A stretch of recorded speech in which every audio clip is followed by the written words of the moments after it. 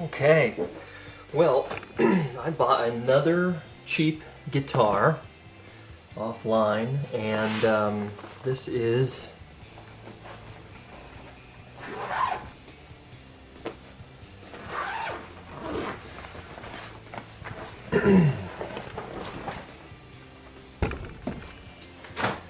a black Squier.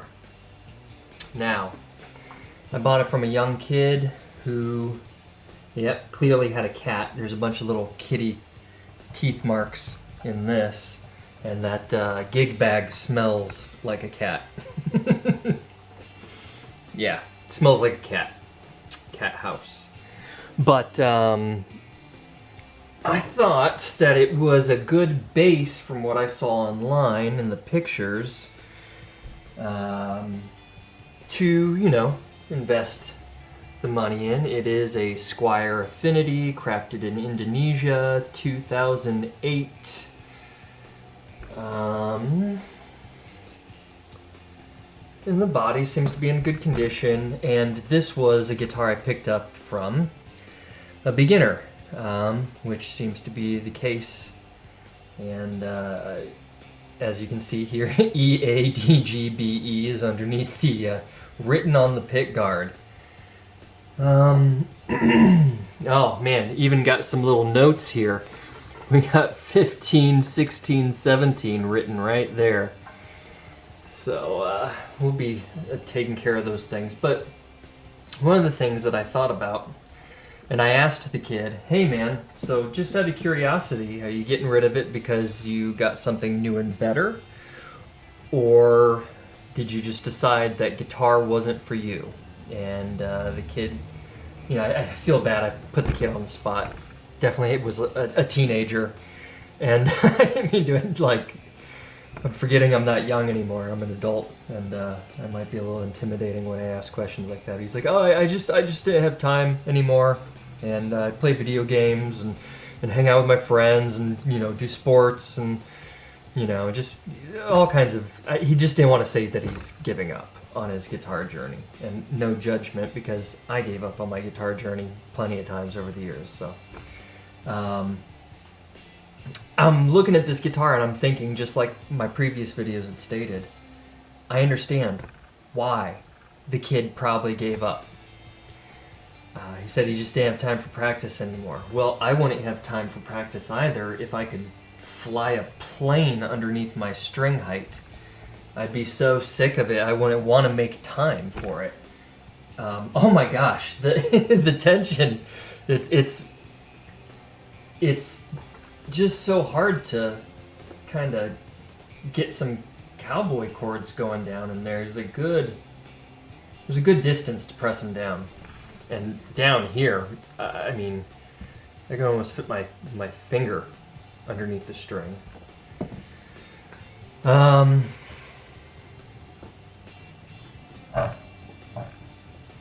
Yeah, well, time to take this budget guitar, put it into beast mode so it is playable.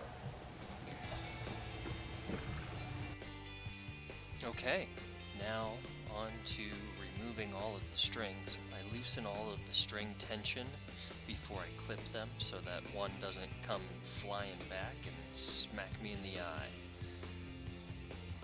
After I snip them, I remove them off the headstock, then I take the remaining ones and pull them back through the body. I'm removing the tremolo bar so that I can flip the guitar over and remove the neck. Something that was a little interesting about this particular guitar was after I removed the neck bolts, I could not get the neck plate off. It was stuck, and I didn't want to try too hard and risk damaging anything, so I just ended up leaving it after it wouldn't budge.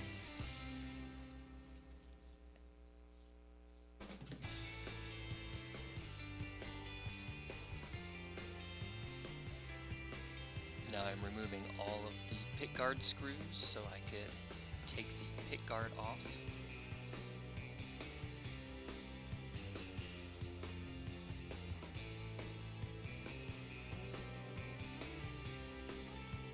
It has the same pickups I've been seeing in a lot of the Starcasters from the Court Indonesia factory at that time, with protruding poles and the top and bottom magnet rather than one flat ceramic magnet on the bottom of the pickup.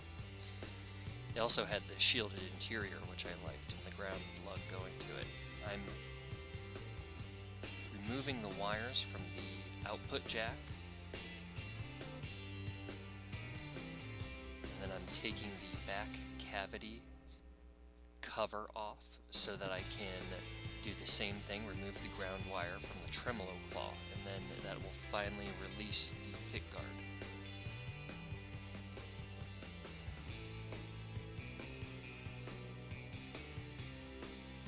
Now I got the pick guard off. I found a screw inside. I couldn't figure out where it went to, and I realized it didn't belong in there. I'm loosening the trem claw screws so that I can remove the tremolo springs.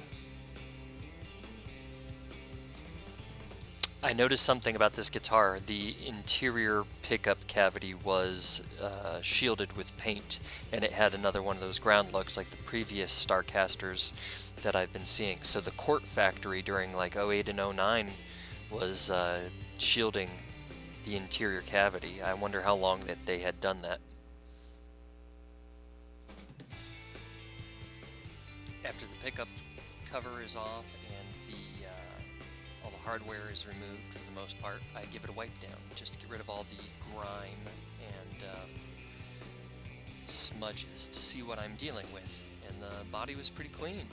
I was very surprised. No dings. You can see this body looks good. There was no real dings, just some very small scratches. Now I'm going to use Meguiar's compound to really bring out the shine.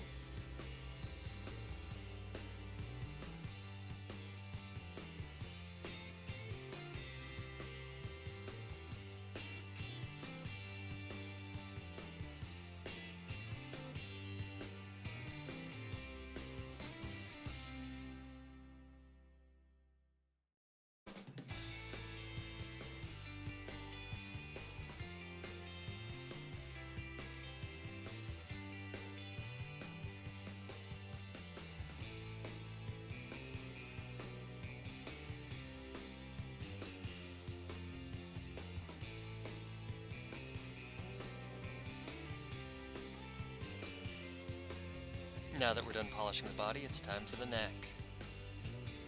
First thing I'm going to do is check the relief on the neck. I want to make sure that there's not a huge bow in it, either way, up or down. I want the neck as straight as I can possibly get it before we do anything else to it.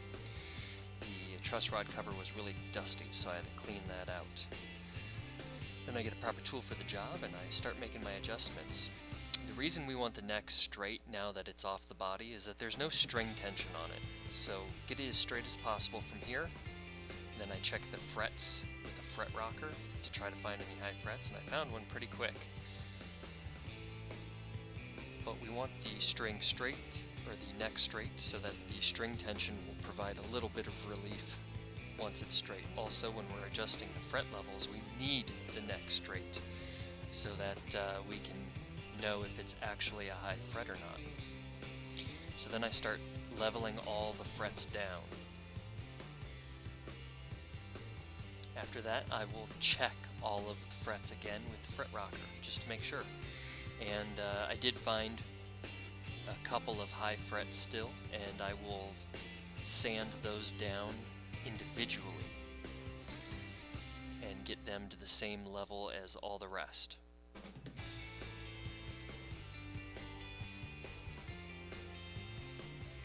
So you see I check them again, the ones that I just individually leveled.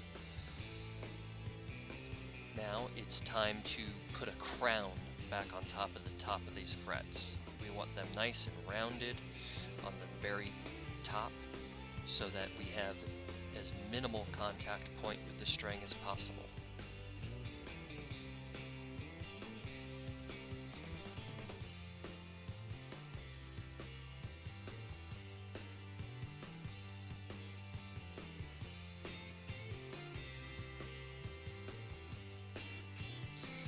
As I'm crowning these frets, you'll notice I'm going over the ends of each fret as well, because I just want to round them smoothly into the top so that there's no sharp angles and edges from where they were originally snipped. And I'm going to check the level of them all again, even after I get done doing that. Now I'm going to be sanding down the edge.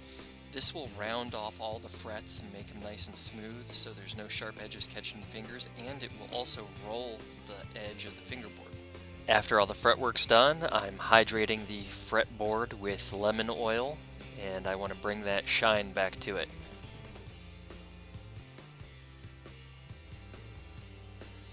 On to cleaning the loaded pickguard. I gotta take the knobs off and see what's hiding underneath. Plastic.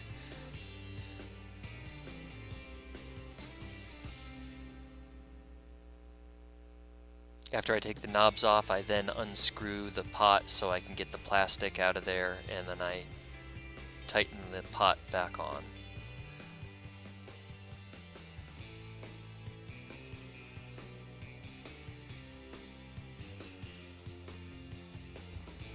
Back to cleaning.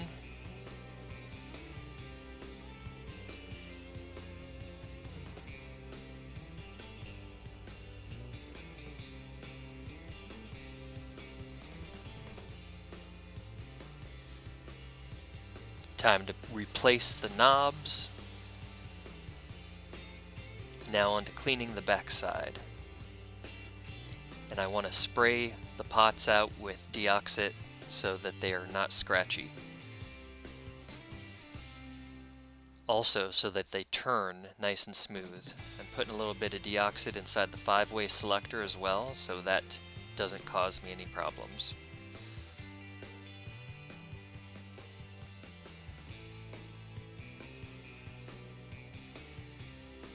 Right now I'm using tape to get any dirt off the pickups.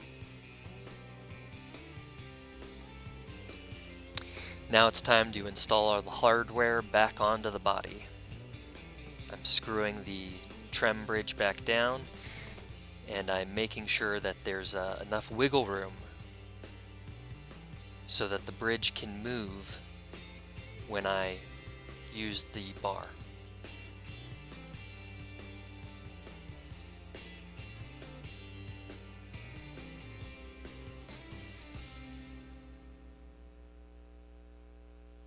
Time to put the trem springs back on the claw and on the trem block. Now it's time to feed the wires so that we can hook it all up. I'm installing that ground lug to the interior cavity. I'm going to clean out the output jack with some deoxit and solder up the cables.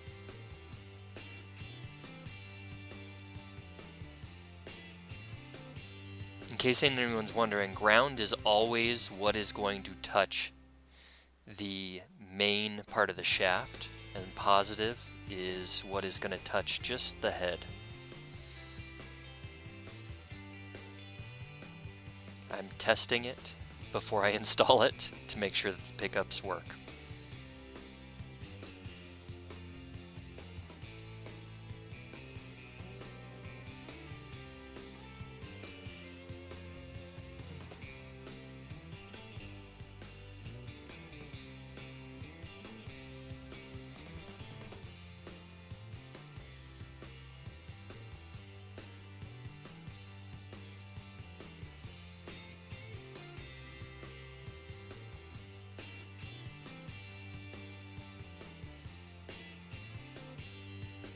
I'm going to place a very small shim in the neck. It may or may not need it, but I always find on these bolt-on necks on any kind of Squier that they need a little extra help. So just a single layer of a business card behind the bottom bolts, the ones closest to the body, not the neck.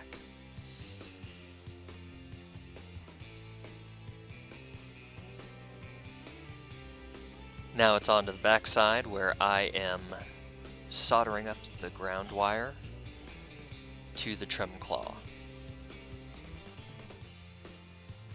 After all that's done, it is time for strings. We're using Ernie Ball Super Slinky 9s.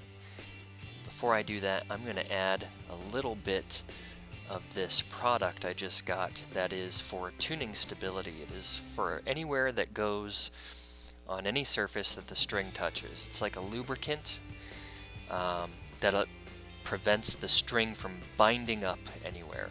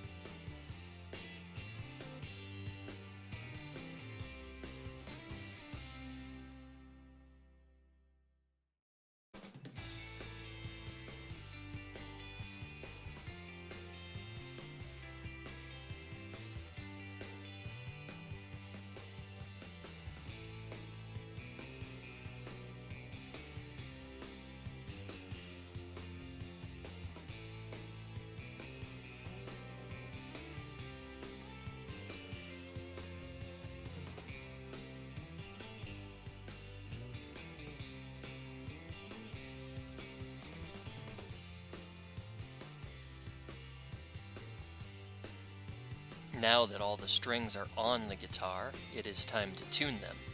And you have to keep tuning them back and forth over and over again, because the string tension is balancing out between the tremolo bridge spring tension and the string tension, at least when you're floating your tremolo, which I am doing on this one. I'm going to float the bridge just a little bit so that I can pull down and up on the tremolo bar.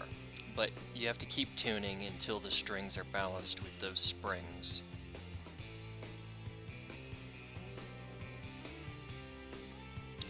Now you can see the bridge is floating. I put a little pick underneath it. It is time to adjust the string height, and I do that by using a little Allen key on the bridge saddles to lower the strings. And while lowering the strings to a point that I think they look good, I then have to go over each one of the strings and check each fret until I find a dead note. If I find a dead note, then I know I have to raise that bridge saddle up just a little bit.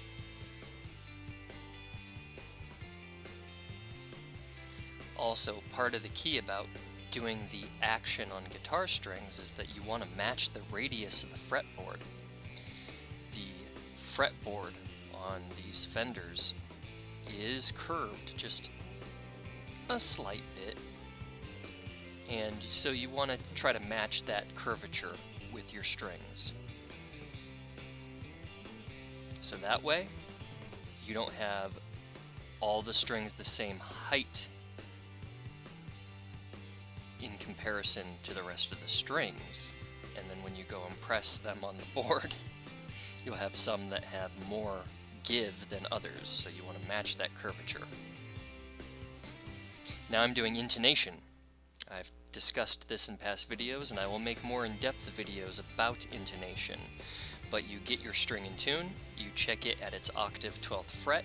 If it's flat, you need to shorten the distance and move the bridge saddle forward. If it's sharp, you need to lengthen the string distance and pull it back, but you have to tune in between each of those steps. Now everything's in tune. It's plugged into my little practice amp on my workbench. I am testing it and making sure everything is good. We're going to give it a little bit of a playthrough to see how the action is, and also to see how the intonation is, see how the playability is, and make sure that we are happy with the work that we did.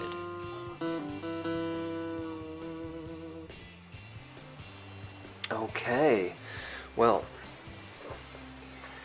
we got this thing all cleaned up, and the setup is beautiful. It's perfect. I have it intonated perfect. I have a nice low string height. I've been playing it, and it's staying in tune very well.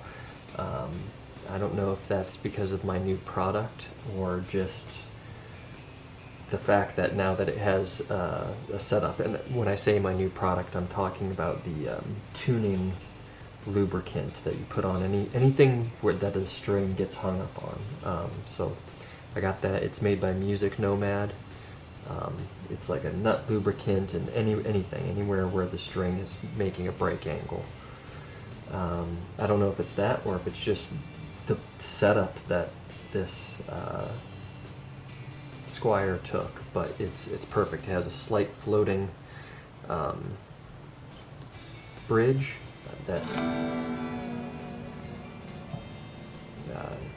perfect. We got super slinky 9s on here, and I am so happy with the way that this turned out. Nice soft edges on the fretboard. The body, what was really great about the body, while there are scratches, there are no dings or chips in the paint. None. Just little scratches, which I could buff out, you know, if I really tried hard. But the body's perfect. There are no... Oh, I just said there's no dings, and I think I just found just a little one right here. I don't know if the camera can pick that up. Probably not. But anyway, I mean, I'm looking at the camera right now, and you can see the paint just looks really nice. I am very happy with this guitar. Real clean. I was able to get the letters off of the pick guard here, and the numbers along the side, I was able to get those off. So we leveled, crowned, and addressed the fret ends and rolled the fretboard edge. What else did we do to this?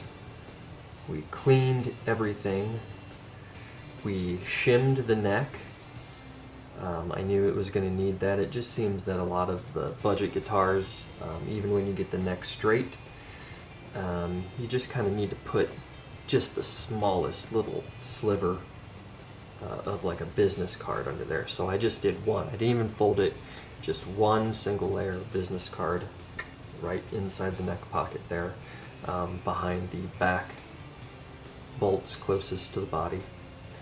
And now the strings are more of a parallel line with the fretboard rather than an angle. So that allows for nice low playing. Intonated beautifully. I had to lower all of the I had to lower all the pickups because I noticed when I was bending on the B string, I was bending and the pickup was so close. I was bending the string out of the range of the magnet, and so the string would go real quiet. And I was like, oh, what's going on here? And I realized that it's just getting away from that magnet. So now it has more broader range to pick up that those bends. Also, it's not like clipping all of the sound really harshly because they're so close. So it lessened the, you put the pickup closer to the string to get more output because it's registering the vibration a lot better because it's closer. But with a Strat, if you're playing like bluesy rock stuff, you don't want it right up close to the string. You want to kind of mellow it out, make it more of a warmer tone.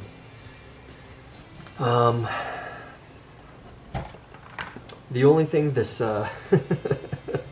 this whammy bar has some kitty teeth marks, and well, I got the cat smell off of it by polish and stuff like that, but yeah, this has some kitty teeth marks. I might need to get a new whammy bar for it, but it's a cheap Squier, maybe I don't need to.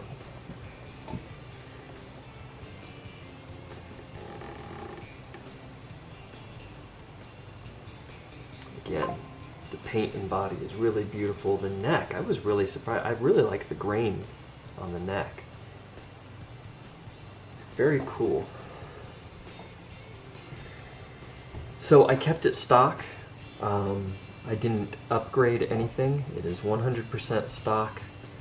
I just took everything apart, cleaned it up, and put it back together and did a setup. And I just wanted to get this guitar as it was, no upgrades, just a new set of strings, cheap strings at that, Ernie Ball Super Slinky, $6.99, new strings. I did use some, polishing products on the body and the neck, give it a clean, and that's all I did.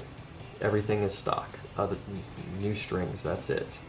Because I wanted to get this budget guitar that frustrated a beginner player, and I wanted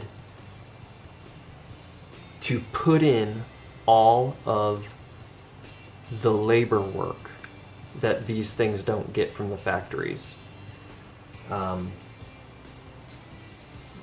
difference between a budget guitar and an expensive made in Mexico or made in America guitar, other than the raw materials, and even then sometimes the materials are the same. The components might be a little cheaper, maybe cheaper pickups, cheaper pots. The hardware itself might be a little cheaper, but for the most part, it's all made by machines. It's all built the same kind of way. The difference is that these budget guitars don't get all the finishing work that those more expensive guitars get. They quickly throw a bridge on, and I feel like they eyeball the intonation. If that, they just kind of get the idea of like back a little bit more forward, a little bit more forward, back a little bit forward, a little forward. They don't do anything about the string height. They don't do anything about the relief, it feels like. They just pump these things out with minimal quality control labor at the end. So I put the labor into it. All the work that it would have got if this was made in Mexico or made in America, and got this thing playable. And now it is up to par with that kind of quality. And this is what a beginner should learn on, something like this. Not something that has strings so high you could fit your hand under them.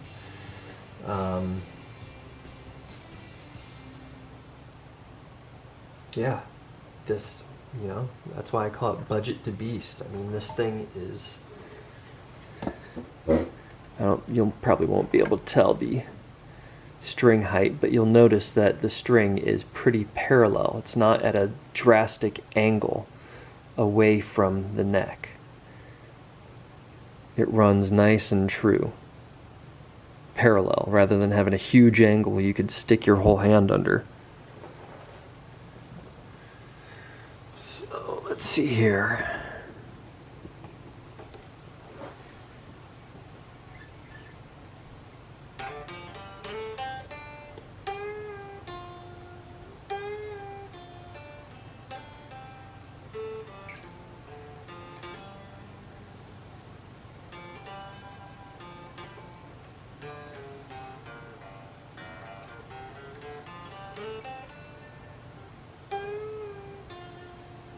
Well, it's wild because these strings are so low, like you barely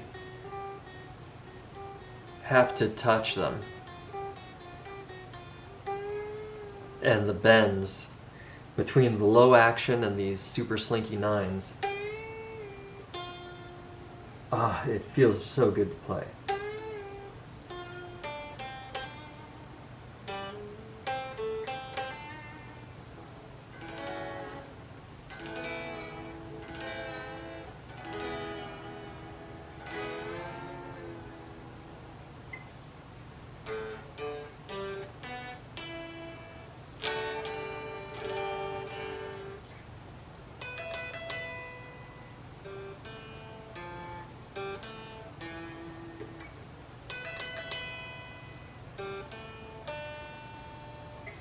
So if you notice here, all the strings ringing out, there are no high frets that are going to give a dead note. Just my fat finger having a hard time in the upper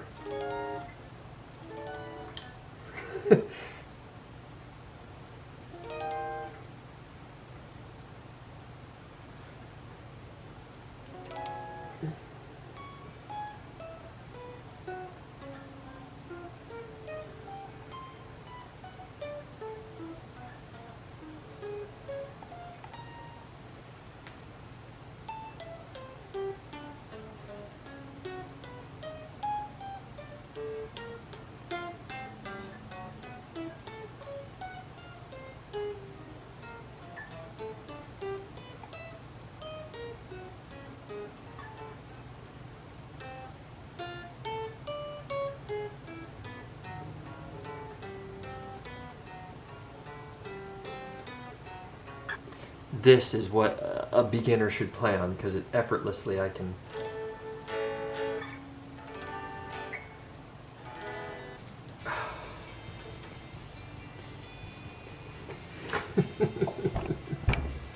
I still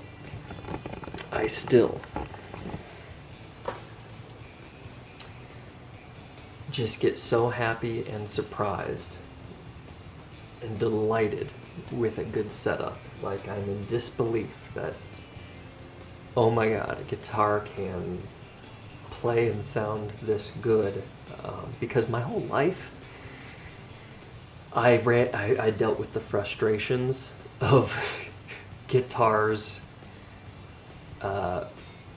resisting against me with high action and intonation, all things that I didn't know about and didn't know you could change.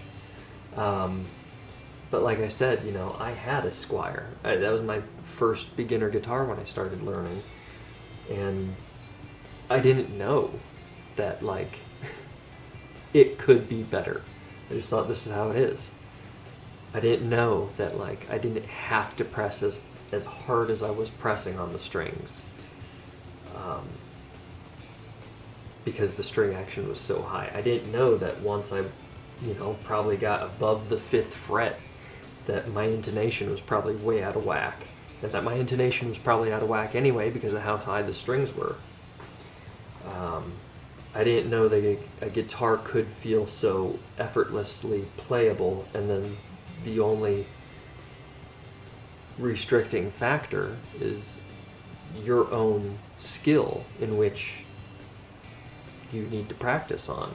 And this makes it a lot easier to practice. So that is why I get so happy and delighted when a guitar takes a setup so well. And I am honing my skills with every guitar that I work on, and being able to adjust them, really fine-tune them, dial them into how I like to play them, or how it just feels good. Yeah. It's like your whole life you like something, but you also find it very difficult, and then someone, like, lets you in on a little secret, you know, of knowledge that, like, you didn't know about, but this person has experience, and so, like, they let you in on a little clue. They tell you some kind of little secret that just unlocks a whole new layer of knowledge and level of understanding that just makes that thing that you were doing so much easier. That's what a setup does.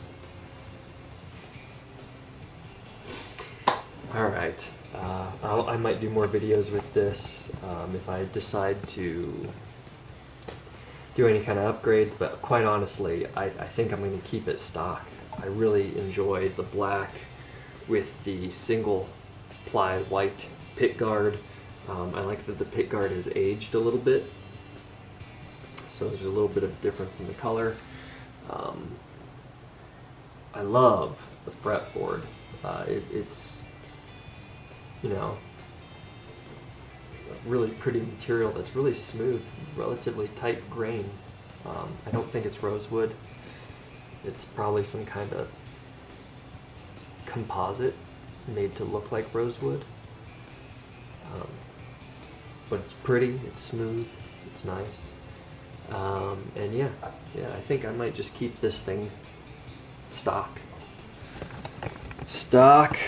And I don't think I'll sell it. I think I'll keep it around and enjoy it. Maybe hang it up on the wall. Who knows? But I'm really pleased with it. I think it's going to be a really good guitar.